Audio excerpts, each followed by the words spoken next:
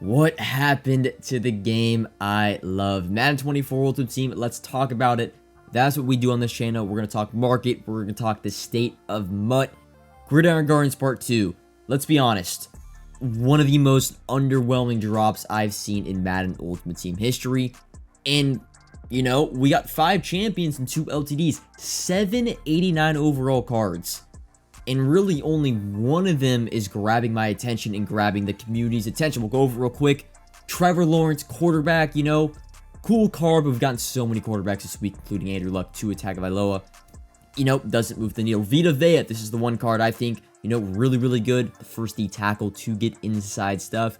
He's got a lot of hype around him, but the other cards, man, I guess we go to the LTDs real quick. Kyer Elam, he hasn't even been active this year for the Buffalo Bills, and honestly, he has some underwhelming stats. Teron Armstead is cool. Dolphins team, another boost there. We just got a left tackle this Monday who's better, cheaper, and gives boosts to other players on your team. So it's like, you know, not super excited over Teron Armstead. And then you have your other champions. And we actually got 5 champions, 2 LTDs, like I said. Lawrence Guy, defensive end for the Patriots and a few other theme teams. Again, he just feels like a hero. He doesn't feel like a champion. I don't know anybody that could say they were excited for Lawrence Guy, even if you're Patriots theme team. You know, center for the Falcons. I honestly forgot his name. And when CC isn't that excited about a Falcon, you know, there's a problem there, right? Center for the Falcons. We just got Creed Humphrey last week, who's better. And once again, I mean, I don't think he's cheaper, but they're around the same price. And then the last champion, I'm actually trying to recall, middle linebacker, Jermaine Pratt for the Bengals. Unfortunately, Madden has made the de facto decision over the past few years to make linebackers irrelevant, even though I don't think anybody agree, like, just make them to where they could jump, and then Jermaine Pratt would actually be like a decent player. Just really stupid on EA's part. I don't know why they've been so stubborn with making linebackers, or middle linebackers that is, irrelevant when they're one of the most important positions in the NFL today, and they're one of the, like, just, you know, deepest positions in NFL history, and players like Patrick Willis, Luke Kuechly aren't ever involved within the Madden Ultimate Team meta, you know, at even like a kind of competitive level. But yeah, man, Gridiron Guardians Part 2, really underwhelming, and to me, this isn't the time for Madden Ultimate Team to be underwhelming. September's always a month. It's you know, it's always called the September Blues for Madden Ultimate Team because, you know, people go to 2K, people go to other games. FIFA just came out. And what I always say is, and if you're watching this video, you would probably be, you know, under the category, and I'm under the category, we're diehards, right? Like, we're going to play this game no matter what, but it's really disappointing seeing underwhelming content like this because it pushes the casual player away.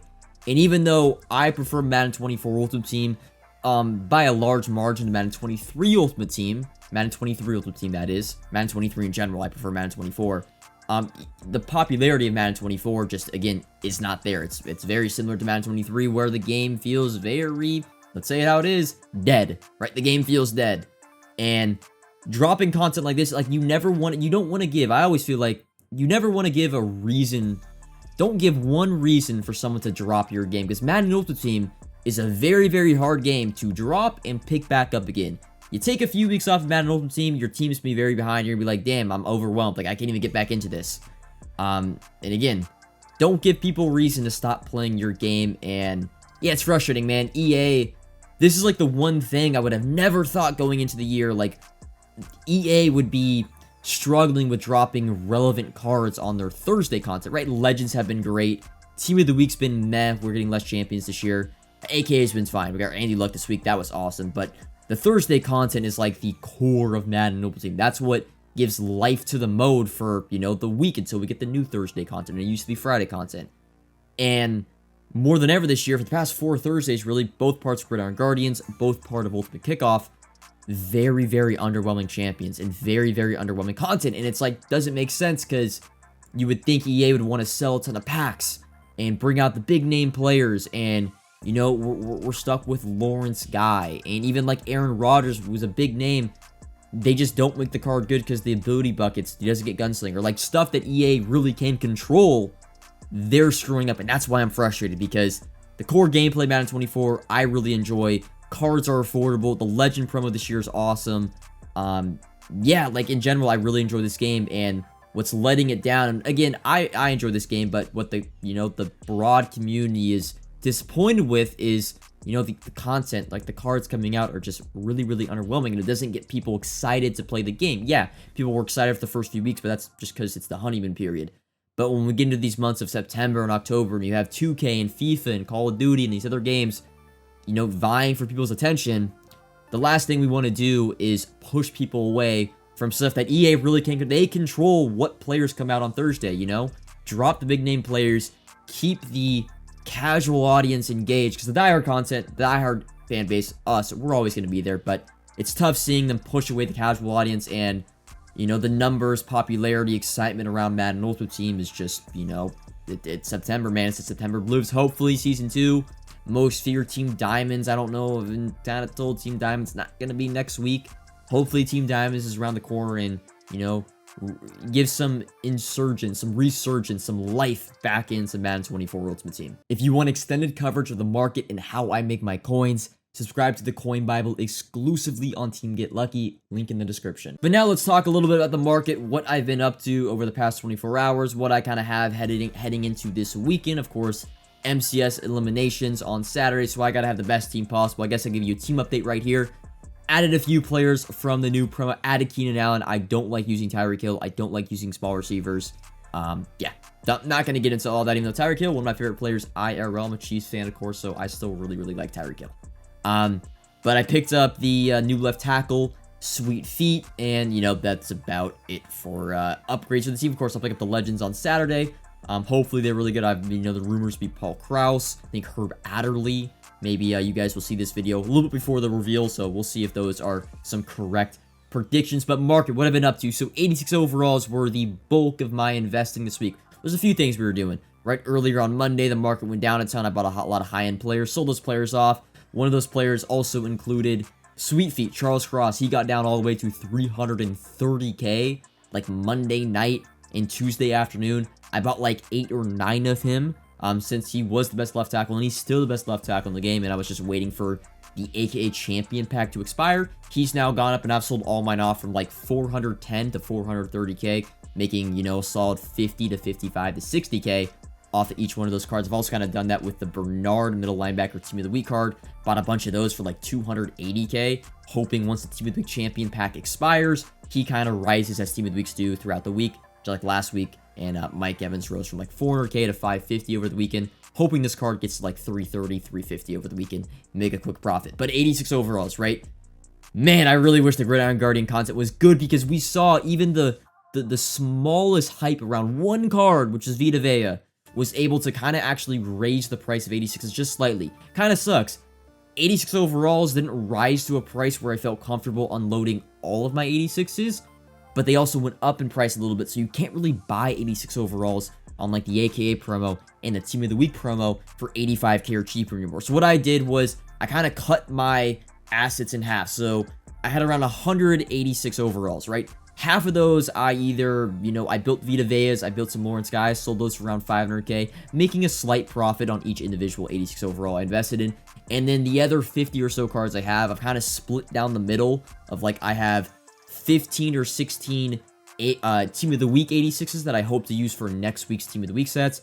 I have around 20 to 25 86 AKA cards that I have already pre-built and ready, their entire set ready for Monday. And then I have like 10 or 15 86 Legends that I hope to use for Legend sets this weekend.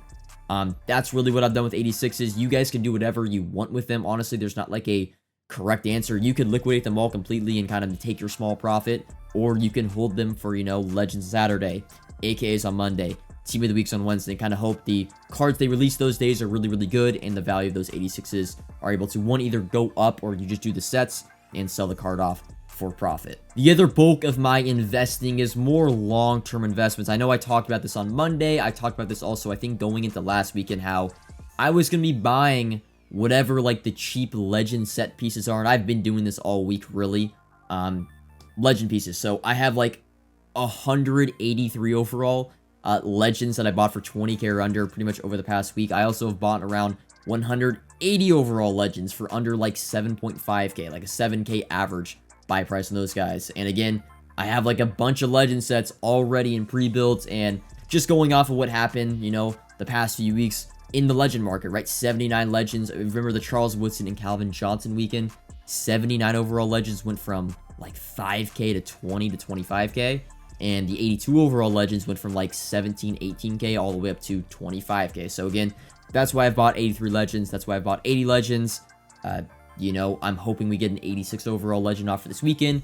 And, you know, I'm able to just buy the 86s. And I already have all the 80s, 83s ready in my binder. And I could, you know, build a new legend, sell those off, or individually sell the pieces, whichever one makes the most profits. That's like the, and again, that might not happen this weekend. That might be, you know, maybe next weekend we get the 80, whenever the 86 offer comes out for legends, that's when the 80s and the 83s are going to go up. So, you know, holding those in my binder, whenever that event does happen, it happens. And kind of the same thing for, you know, team of the weeks and AKAs, in the sense AKAs not really as much, but team of the weeks, if you remember from last week, the 81 team of the weeks went up to like 20 to 25K because you needed those to combine with the 85 team of the weeks, which were super, super cheap one week because there was an 85 offer for team of the week cards. The 81s like soar up in price. So I'm not making, not really a mistake, but I'm not going to be left out to dry again. So I've bought like 80, 82 overall team of the weeks for less than 12K.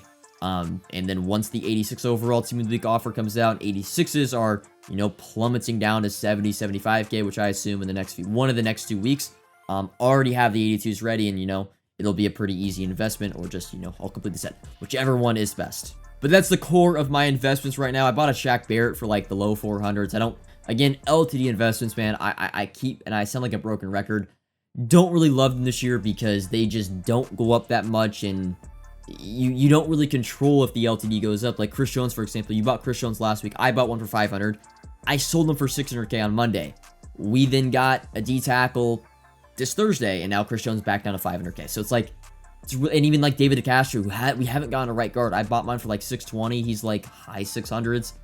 LTDs are just, they don't rise enough, and they cost so much to invest in. I don't personally like investing in them. And even I have a lot of coins. Like I should be the one that it should work for me, but it just doesn't, because I always feel like I need to have coins to do something, and LTDs are just yucky. They're yucky in my binder. They just kind of hold coins, and I don't really like them that much. But I guess the other thing, and I kind of mentioned it a little bit earlier in this video, a little bit of a long video, Team Diamonds. So, kind of been told, got some intel that Team Diamonds is not going to be next week. And the plan was to invest into Team Diamonds this weekend. That was like my, you know, I was going to buy a shit ton of high-end golds and low elites and mid elites going into Team Diamonds hopefully next week. But, you know, I haven't, the source hasn't been wrong before, and they said Team Diamonds is not next week. So, kind of put a hold on Team Diamond investing. I'm kind of just going to wait until, you know, we have Season 2 next week. So maybe they announce it like with the Season 2 blog, like if Team Diamonds are coming soon. And once I kind of get a heads up, or there's just some building excitement for Team Diamonds, I would say, then I'll probably go all out and invest in. But again, I don't really know exactly what I'm going to invest in for Team Diamonds, but supposedly it's not. Hopefully I'm wrong, right? Hopefully the EA changes their mind, but supposedly Team Diamonds is not next week, so I'm not really preparing this weekend for them at all. Yeah, gonna be kind of a dead weekend, as weekends are always really dead. There's nothing really to buy. It's just like you're selling off cards, you know? I would say, hey, if there's 86 overall legend offer this weekend, definitely look to buy 86 overall legends if they're super, super cheap. But yeah, that's really all I've been up to. I've got some AKAs, got some Team of the Weeks, got some legends pre-built. And yeah, if you have any questions, comment below, like if you enjoyed, subscribe if you are new, and until next time, peace.